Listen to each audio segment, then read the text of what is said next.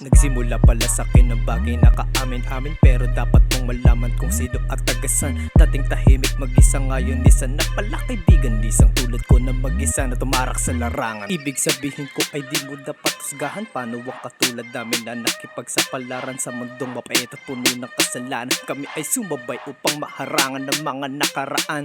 Kung ako ay nagsimula sa magandang kabuhayan, hindi magsasalita na puno ng kamalasan sa mundo. Ipapakita kung ano ang kaya na pangalan ko na nagbibigay ng isang kahulugan. Bibilisan, tatandaan, pagbibigyan ng kakayahan. Magandang sigipit ko ang isang buhay, ulo katayan. Pero kahit na nasa hukay, kaya kung tapatan ng mundo na minsan ay ginawa ko lang libangan. Makinig sa tenga na puno ng karanasan, hindi puro yabang at puro laman ng kahanginan. Ikaw ay isa sa nagumpisa at nagtapos, didiretso sa isang daanan kahit na may magtangkang gumapos. Makikita mo naman kung paano ako bumanat, malalaman mo din kung ano ang storya sa lapat ng pahina na minsan pinagsisihan. Pero kahit na anong gawin, tuloy pa rin akong babangon.